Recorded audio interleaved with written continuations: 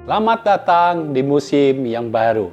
Jumpa kembali dengan saya Mulyono Zakaria dalam program Crossover. Dan kali ini kita masuk di dalam episode mengubah hobi menjadi usaha. Dan kali ini saya tidak akan memberikan tips and tricks sekarang, tetapi nanti pada saat talk show saya akan berikan.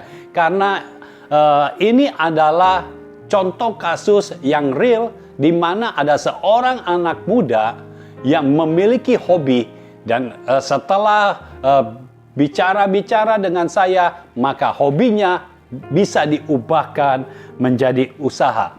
Nah, awal-awal data yang saya terima adalah apa yang disukai olehnya, ya. Itu kalau kita mau memulai usaha, saudara ingat, itu yang pertama kali kita lakukan, apa yang kita suka. Nah, ini yang ditulis data yang saya dapat. Dibandingkan menghafal, saya lebih suka berhitung. Ya. Lalu yang kedua, suka bermain alat musik dan juga suka menyanyi. Yang ketiga, suka mengajar. Lalu yang keempat, suka olahraga. Suka basket, suka badminton, suka tenis meja. Jadi ini yang disukai. Lalu sekarang apa yang saya bisa? Ini yang dia tulis. Apa yang saya bisa? Yang pertama, bisa mempelajari sesuatu dengan relatif cepat. Ya. Yang kedua, bisa bermain alat musik. Alat musiknya keyboard, gitar, bass, drum. Jadi semua alat musik bisa dimainkan. Yang ketiga, bisa editing simple video atau foto. Jadi bisa edit video dan foto. Lalu, yang selanjutnya, ini data yang ditulis apa yang saya punya. Yang pertama, dia punya alat musik. Alat musiknya ada keyboard, ada gitar elektrik, ada gitar akustik, ada drum elektrik. Jadi ada cukup lengkap alat musiknya. Lalu yang kedua, punya laptop. Yang ketiga, ada stylus laptop. Ya, antara perlu nggak perlu itu. Ya. Lalu yang keempat, ada tripod kamera. Ya. Nah, dari data-data ini, saya mengambil kesimpulan, lalu saya memberikan sesuatu sehingga hobinya, ya, apa yang dia suka itu diubahkan menjadi usaha. Nah, usahanya menjadi seperti apa? Nanti kita akan dengarkan dan kita bisa lihat. Saya percaya melalui talk show ini nanti saudara bisa punya ide yang baru juga, asal saudara mengikuti caranya. Tulis apa yang saudara suka, apa yang saudara bisa, apa yang saudara punya. Dan saya percaya Tuhan akan menolong saudara sehingga saudara menemukan usaha saudara. Terima kasih untuk perhatian saudara. See you at the next level. Selamat datang di program Crossover to the Next Level. Kita berjumpa lagi bersama saya David Alexander dan kita ada di dalam episode yang berbeda pada hari ini. Di dalam episode yang berjudul mengubah hobi menjadi usaha. Bersama saya telah hadir Evangelist Mulyono Zakaria dan kita langsung saja saksikan talk show berikut ini. Selamat datang Bang Mul di program Crossover. Ya. Kita berjumpa lagi pada hari ini. Bang Mul, gimana kabarnya? Sehat selalu. Puji Tuhan. Ya.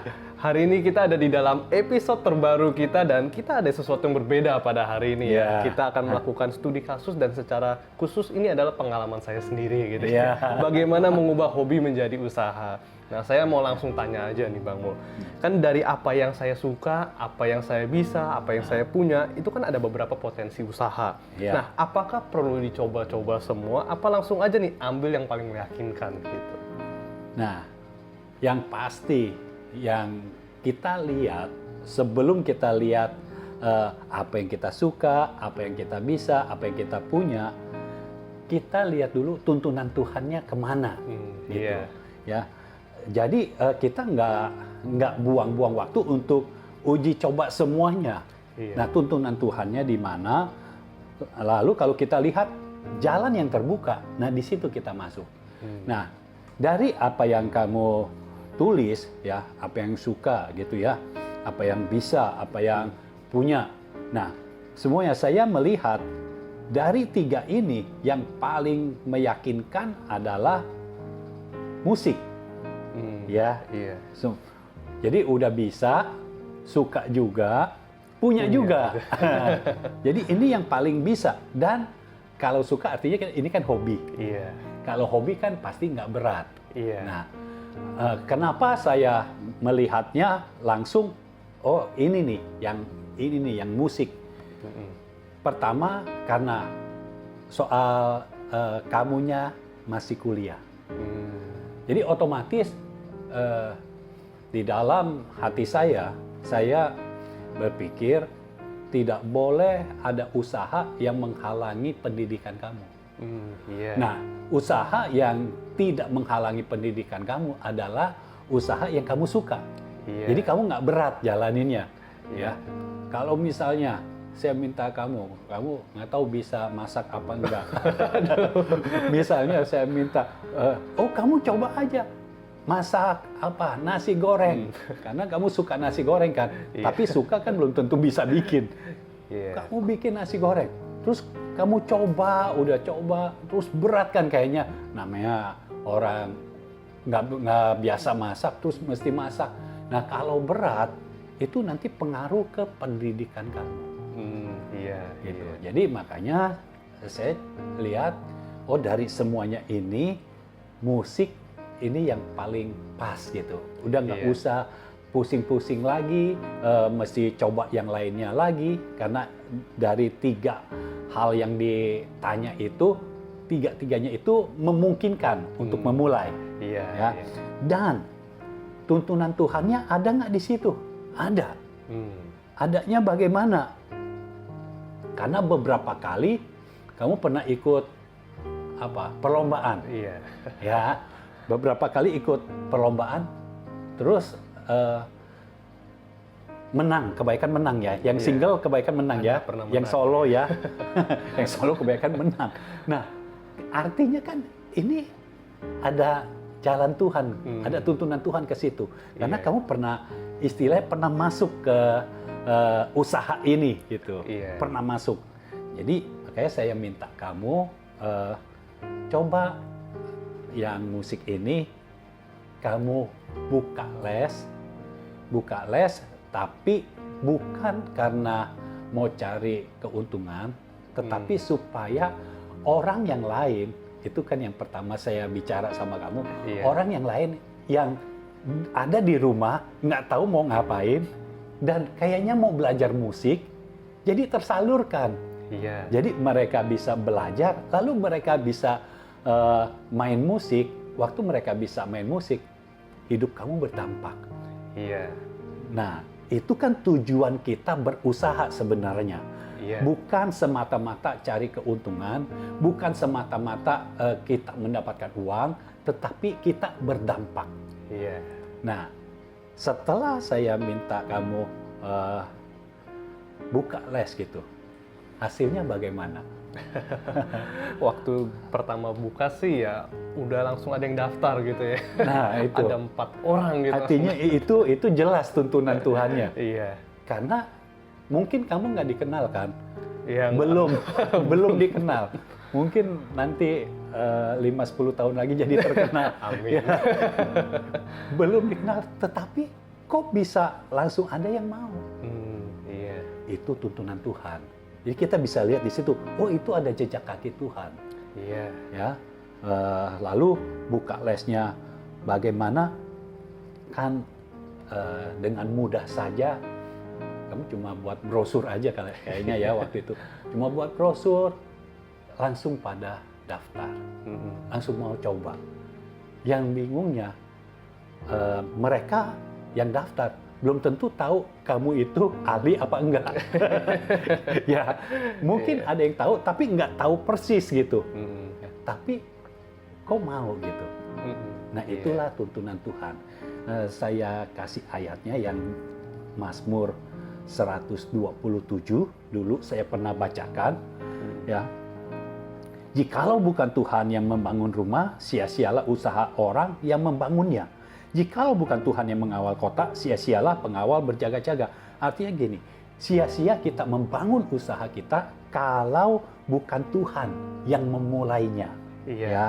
Lalu sia-sia kamu bangun pagi-pagi dan duduk-duduk sampai jauh malam, artinya kerjanya gila-gilaan dari pagi sampai jauh malam, dan makan roti yang diperoleh dengan susah payah, artinya kita dapat uang. Tujuan kita dari pagi sampai malam bekerja, berusaha untuk mendapatkan uang supaya kita makan roti. Roti adalah makanan pokok pada saat itu di Israel. Jadi kita cuma mau memenuhi kebutuhan kita saja dengan susah payah, itu sia-sia. Karena apa? Firman Tuhan katakan sebab Tuhan memberikannya kepada yang dicintainya pada waktu tidur. Jadi yang sia-sia itu kerja dari bangun pagi-pagi sampai larut malam, itu yang sia-sia. Ya, bukan berarti orang yang harus tidur. Karena Tuhan memberikannya kepada yang dicintainya pada waktu tidur. Maksudnya begini. Jadi pada saat kita tidur, di situ Tuhan bisa bicara kepada kita. Bisa melalui mimpi gitu ya. Dan dengan istirahat kita yang cukup, besokannya kita bisa memulai hari kita dengan lebih segar lagi. Nah, di situ juga Tuhan bisa memimpin. Gitu. Jadi usaha kita nggak usah terlalu dari pagi-pagi sampai jauh malam untuk mendapatkan roti, untuk mendapatkan hal yang kita butuhkan. Nggak perlu seperti itu, karena kita percaya Tuhan yang akan memberkati kita. Amin. Oke, Bang Mul. Nah, mungkin ketika menjalani nih, mungkin waktu pertama kali memulai lebih tepatnya gitu, ada sedikit kendala gitu dalam mengubah hobi menjadi usaha gitu. Nah, mungkin yang pertama adalah saya merasa belum ahli gitu dengan hobi yang dijalani. Mungkin lebih tepatnya kurang percaya diri kali ya gitu ya.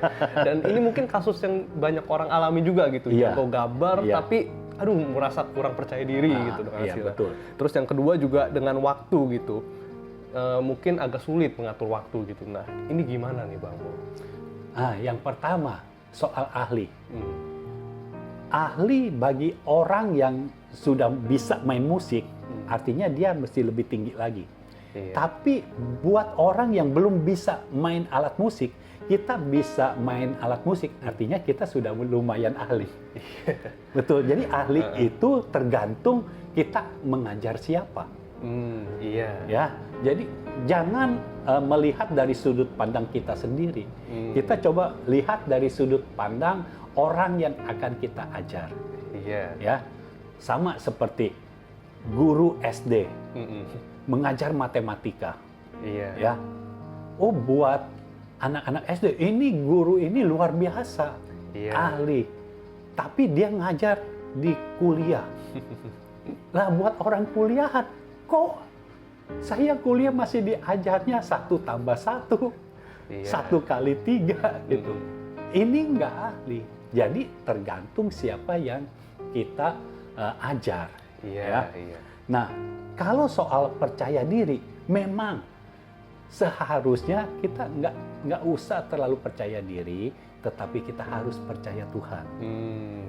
Dengan kita percaya Tuhan, maka Tuhan yang membuat kita menjadi percaya diri.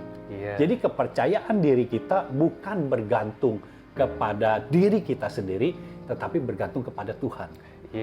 Justru kalau kita terlalu percaya diri, artinya over confidence, itu tidak baik juga.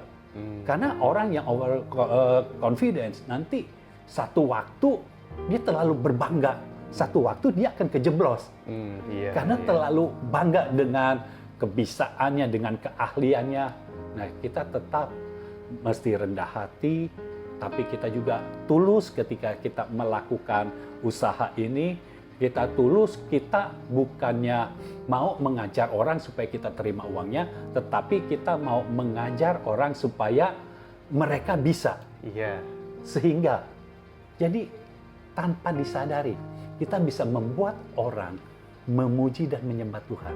Iya. Karena tadinya mungkin tidak bisa main alat musik. Contohnya gitar deh yang paling gampang di rumah ya. Gitar akustik. Kalau tidak pakai gitar, mau nyanyi sepertinya kok kurang gitu enak. Karena bisa main gitar, jadi dia coba-coba nyanyi. Iya. Ada pujian dari rumah, ada penyembahan dari rumah. Iya. Jadi apa yang dinubuatkan oleh Tuhan, oleh firman Tuhan, itu malah kita jadi ambil bagian di dalam penggenapannya. Iya, iya. Ya. Iya. Lalu jadi itu yang pertama ya. Jadi nggak Iya. perlu ahli, nggak apa-apa. Karena begini, begitu kita mengajar, otomatis kita belajar juga. Iya. Pada saat kita mengajar, kita belajar, jadi keahlian kita tanpa disadari makin naik. Iya. Ya, yang tadinya kita tahu waktu kita mengajar, jadi kita tahu. Ya. Iya. Nah, itu kan yang pertama. Yang kedua, bagaimana bagi waktunya ya? Soal Iya. pendidikan sama ini. Kita tetap prioritaskan pendidikan karena itu masa depan. Iya. Ya, prioritaskan pendidikan. Tetapi di dalam usaha kita juga harus profesional. Iya. Ya, jadi bukan artinya jadi nggak profesional, enggak. Kita harus mengerjakan segala sesuatu dengan maksimal. Nah, Iya. bagaimana caranya? Nah, kita lihat waktu kamu yang ada itu berapa.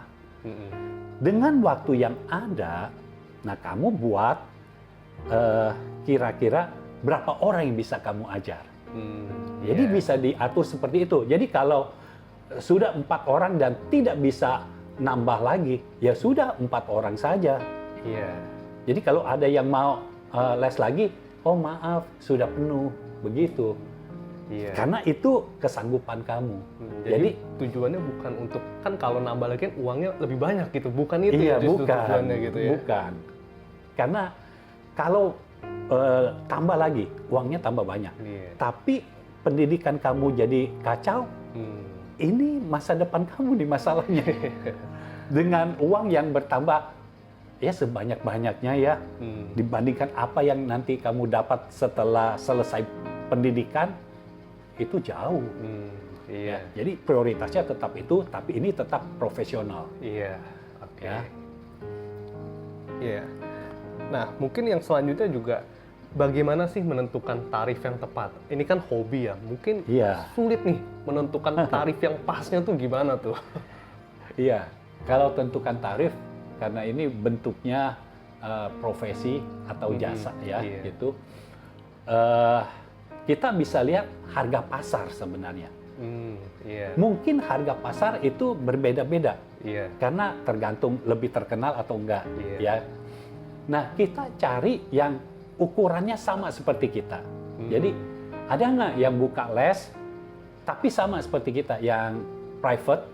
Nah, yang kamu kan karena masa pandemi, jadi Iya. kan bukan kamu yang datang, tetapi melalui online. Iya. Nah, ini kan makanya saudara-saudara yang mau mulai usaha, apapun bisa dilakukan sekarang ini. Iya. Hikmat itu berasal dari Tuhan. Ya, David ini bisa mengajar, bisa main alat musik, semua alat musik dia bisa mainkan. Tapi kalau mengajar langsung kan ada masalah karena di tengah pandemi ini tidak boleh berjumpa, ya. Karena tidak boleh berjumpa, jadi secara online. Iya. Secara online video call begitu ya. Iya, video. Video call, jadi diberitahu video call, lalu ada tutor-tutornya juga Iya, kali ya ada. melalui video-video. Jadi itu bisa dilakukan. Dan waktu saya melihat salah satu muridnya yang diajar oleh David, yang dari belum bisa main gitar, itu sudah bisa main gitar, lalu dia bahkan bisa posting ke Facebook, ke Instagram. Dia bisa main gitar sambil nyanyi. Oh, itu luar biasa. Iya. Dari tidak bisa.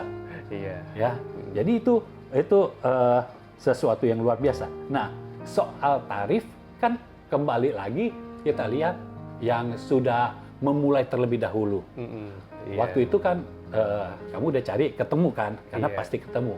Nah, setelah ketemu kita tinggal turunkan sedikit, Kenapa? Karena kita baru mulai. Iya. Ya, kita jangan langsung samain. Enggak, walaupun kita lebih bisa, tapi tetaplah kita turunkan untuk memulai. Istilahnya masih harga promo. Ya. Jadi dimulai, dan itu yang kamu lakukan.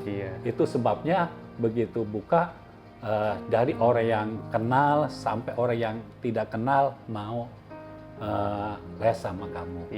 Ya. Dan itu kan lumayan lah buat nambah-nambah daripada iseng di rumah. Ya. Iya. Nah, kemudian selanjutnya nih, di dalam menjalani usaha saya yang berupa hobi tadi ini, untuk mengasah dan upgrade skill kan dengan tujuan untuk mengembangkan usaha ini, terkadang perlu investasi dana nih. Bisa itu kita beli buku, ikut workshop, atau mungkin perlu fasilitas apa gitu. Nah, kapan sih waktu yang paling tepat nih untuk melakukannya? Apalagi kalau baru mulai gitu kan. Oh, kalau seperti itu, pertama, kita nggak usah asah keahlian dulu. Karena segini aja buat orang yang tidak bisa main musik, udah jago. Apalagi kalau lihat kamu ikut perlombaan dan berapa kali menang. Artinya udah di atas rata-rata. Nah, waktu kamu merasa sepertinya perlu diasah lagi, itu ditunggu aja dulu. Bagaimana caranya? Kan waktu kamu ngajar les, ada benefitnya berupa bayaran. Ya, itu uangnya jangan dipakai untuk apa-apa. Jadi jangan dicampur dengan uang pribadi. Ini disimpan saja, dikeluarkan cukup untuk perpuluhan. Selebihnya disimpan. Nah, ketika mau mengasah lagi atau meningkatkan kapasitas, ya entah mau ikut workshop, entah mau beli buku, nah ambil uangnya dari sini, dananya. Jadi ada. Jadi jangan langsung, karena mau mengajar, mesti skillnya mesti ditambah nih. Belum tentu. Belum tentu. Dengan skill yang ada sekarang aja, orang yang belajar belum tentu bisa mengejar skill kita. Gitu. Jadi dilihat aja, jangan sampai gara-gara kita buka usaha malah pengeluarannya lebih besar. Harusnya kita buka usaha kan pemasukan lebih besar. Jadi seperti itu, lebih baik dilihat dulu uangnya, ditabung saja. Nanti kalau lihat, wah yang ini bagus nih untuk kita ke depannya. Nah, itu boleh ambil dari dana ini sehingga uang yang pribadi tidak mengalami masalah. Cash flow-nya tidak mengalami masalah, tetapi uang yang ini yang kita simpan itu bisa dipakai untuk meningkatkan kapasitas kita. Dan tujuannya, kalau kapasitas kita sudah lebih besar, otomatis nanti biaya lesnya bisa dinaikkan lagi. Karena mungkin kelasnya bukan pemula saja, kan bisa ada yang intermediate, ya, bisa advance, ya. Jadi bisa meningkat. Nah, itu menambah kas kamu lagi. Dengan menambah kas, nanti kamu bisa mengupgrade lagi diri kamu. Nah, seperti itu. Nah, dengan ini aja yang kamu mengasah, kamu sudah mengajar orang lain, kan dapat hal yang lain juga. Ya, diminta untuk aransemen lagu. Ya, kan itu sesuatu yang lebih juga. Jadi selain mengajar orang lain, jadi ada yang diajar itu ada yang gitar, ada yang keyboard, ya. Nah, dari situ ada yang minta, karena ada lagu, minta diaransir, ya. Kamu buat aransemennya dan orangnya puas, karena buat yang minta ini aransemennya bagus, gitu. Jadi karena bagus, otomatis nanti kalau dia cipta lagu lagi bisa kasih ke kamu lagi. Nah, ini kan sesuatu yang baru, aransemen lagu sesuatu yang baru, tapi orang percaya. Kenapa orang percaya? Karena waktu kamu mengajar dianggap kamu bisa. Ya. Lalu kalau dari saya tambahin lagi. Bukan aransemen lagu aja, cipta lagu. Yaitu sebabnya saudara, kalau yang lihat YouTube kami, di yang JGF itu di depannya selalu sekarang ini ada lagu pembuka yang judulnya Kolaborasi, itu diciptakan oleh David. Aransemennya dari David, liriknya dari David juga, semuanya dari David. Dan pertama-tama yang nyanyi David juga. Jadi semuanya kamu lakukan. Iya, Jadi, itu. jadi semuanya bisa bertambah gitu. Iya. Ya, itu tanpa kita sadari ketika kita mengikuti tuntunan Tuhan di dalam usaha kita, itu berkembang dengan sendirinya. Iya. Ya. Oke, Bang Mul. Nah, mungkin pertanyaan terakhir sebelum kita menutup episode hari ini. Nah, saat ini kan saya masih berkuliah. Nah, apakah untuk saat ini kan berarti usaha ini usaha musik ini bisa menjadi sampingan saya gitu. Nah, kelak kan saya harus memulai usaha di bidang saya yang akan saya tekuni, dalam hal ini teknik sipil gitu. Nah, apakah usaha yang telah saya bangun ini, bermusik ini, bisa tetap saya teruskan untuk jangka panjang atau gimana nih? Kan nanti kalau kecampur, waduh, repot gitu kan. Sebenarnya itu kan masalah nanti ya. Iya. Firman Tuhan katakan, kesusahan sehari cukuplah untuk sehari. Oh, iya. Artinya masalah yang akan datang jangan ditarik ke sekarang. Iya. Yang kita perlu tarik sekarang ke masa kini adalah masa depan. Masa depan yang gilang gemilang. Dan itu dilakukan di dalam doa, dideklarasikan. Iya. Jadi kalau masalah nanti kita jadi mau lanjutkan apa enggak nih les ini. Sebenarnya saya tetap jawab sih ini. Saya tetap jawab. Bisa ya, bisa tidak. Karena begini, kita bisa buat ini jadi bisnis kita. Misalnya, kamu pas mudah-mudahan di semester akhir, waktu kamu lebih luang, jadi lebih banyak lagi yang ditampung. Orang yang mau lesnya lebih banyak lagi. Nah, kalau lebih banyak, kan kamu bisa pakai tenaga pengajar. Iya. Jadi kamu yang punya bisnisnya, orang lain yang ngajar. Iya. Dan orang lain juga yang diajar. Uangnya masuk ke kamu. Iya. Jadi bisa seperti itu. Jadi nanti jadi tergantung bagaimana nantinya, bagaimana perkembangannya. Tapi kalau ini membuat nanti usaha kamu yang sesuai dengan pendidikan kamu, itu bisa jalan gitu, dan ini mengganggu, ya yang ini harus dilepaskan. Iya. Ya, tetapi saya merasa ini tidak akan dilepaskan. Kenapa? Karena ini hobi. Iya, betul. Kalau hobi bisa dicari itu kan tinggal masalah sanggupnya berapa orang. Misalnya nanti kalau kamu mulai anggap bekerja lah ya, bukan usaha. Kalau usaha kan waktunya lebih fleksibel. Kalau kamu bekerja dari anggap dari pagi pulang jam 5 sore, ya, hari Sabtu libur. Nah, hari Sabtu kamu bisa pakai kan untuk mengajar. Iya. Atau hari biasa tapi ngajarnya misalnya jam 7 malam. Kan kalau ngajar satu term itu berapa lama? Ngajar kurang lebih 45 menit ya. Nah, apalagi cuma 45 menit. Berarti bisa. Misalnya seminggu cuma 2 kali, dan di hari Sabtu sekali, jadi seminggu 3 kali. Jadi bisa lanjut terus, walaupun usaha yang lain ada, tapi masih bisa lanjut terus. Tapi kalau bisa semakin berkembang, dan kamu punya tempat, itu tinggal undang guru yang lain aja. Karena banyak orang bisa ngajar, bisa musik, tapi nggak tahu memulai usahanya. Nah, kamu yang bantu. Kamu bantu orang-orang yang bisa ngajar, bisa musik, tapi nggak tahu berusaha, kamu yang sediakan usahanya. Jadi sekali lagi, tujuannya bukan supaya kamu dapat uang dari orang ini, tetapi bantu dia. Karena hidup kamu harus berdampak. Ya, kalau hidup kamu berdampak, pasti orang juga merasakan sesuatu yang lebih lagi, dan nama Tuhan akan dipermuliakan. Amin. Ya. Jadi makanya saya menghimbau untuk saudara-saudara semua yang melihat tayangan ini, saudara ikuti semua yang sudah diajarkan, yang sudah diberitahu di program crossover ini. Ketika saudara melakukannya, maka saya percaya Tuhan akan buka jalan. Ya, sama seperti David awalnya bisa alat musik tapi tidak ada penghasilan apa-apa. Tapi ketika mengikuti apa yang diberitahu dilakukan, lalu ada usaha.